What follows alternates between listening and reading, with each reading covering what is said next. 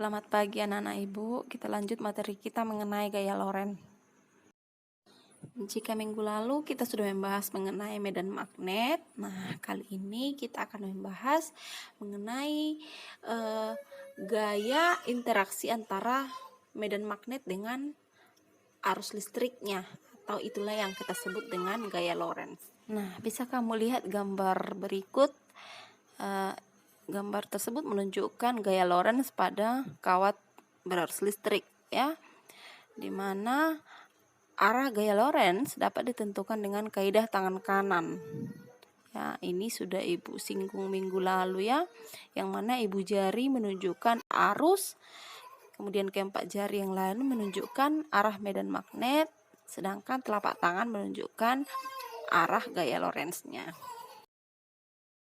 Gaya Lorentz di sini berbanding lurus dengan kuat medan magnet, kemudian kuat arus listrik, kemudian panjang kawat, dan sinus sudut antara arah arus dan arah medan magnet, ya.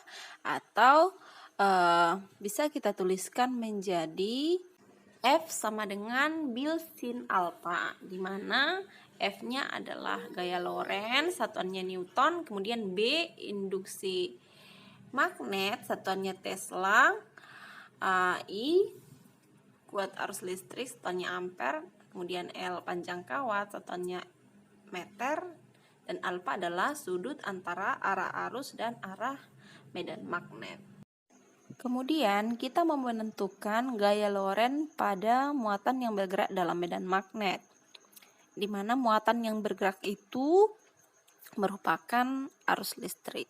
Ya, di materi arus listrik kamu sudah tahu arus listrik itu yaitu aliran dari muatan-muatan yang bergerak. Maka muatan yang bergerak dalam medan magnet juga mengalami gaya Lorentz. Ketika berbicara mengenai gerakan muatan, tentu saja nanti akan ada yang namanya kecepatan daripada muatan, ya.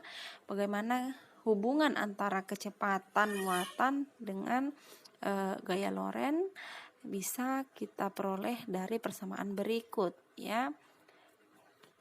Di awal tadi persamaan gaya Lorentz adalah F sama dengan bil sin alfa. Pada materi sebelumnya yaitu di listrik dinamis kita sudah belajar yaitu di mana kuat arus sama dengan muatan per selang waktu. Boleh kamu buka kembali bukumu, lihat di situ I sama dengan Q per T, ya. Jadi ketika kita substitusikan I sama dengan Q per T, maka akan menjadi F sama dengan B Q per T dikali L sin alfa, ya. Berarti I-nya kamu ganti menjadi Q per T gitu, ya. Kamu ingat kembali di gerak lurus kecepatan itu adalah S per T gitu, ya. S-nya itu jarak. Nah, jaraknya di sini kamu ganti dengan L. Jarak itu sama dengan panjang, ya.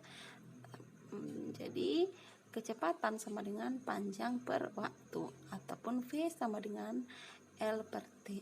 Nah, ketika kamu substitusikan rumus ini ke persamaan F sama dengan B Q per T kali L sin alfa, maka dihasilkanlah rumus F sama dengan B Q V sin alfa. Itulah persamaan untuk menentukan gaya Lorentz pada muatan yang bergerak dalam medan magnet, di mana Q-nya itu adalah muatan listrik, satuannya coulomb, V adalah kecepatan muatan, satuannya meter per sekon, sedangkan alfa adalah sudut antara arah kecepatan V dan arah medan magnet. Nah, setelah kita belajar mengenai gaya Lorentz, apa sih manfaatnya dalam kehidupan kamu sehari-hari? Gaya Lorentz ini dapat dimanfaatkan pada alat-alat yang berfungsi untuk mengubah energi listrik menjadi energi gerak. Nah, di sini Ibu buat beberapa contoh, yaitu motor listrik dan alat ukur listrik. Mungkin kamu bisa menyebutkan contoh-contoh lain dari alat yang dapat mengubah energi listrik menjadi energi gerak. Ya, nah, itu saja materi kita untuk hari ini. Jika ada yang mau kamu tanyakan, boleh langsung japri ke ibu ya.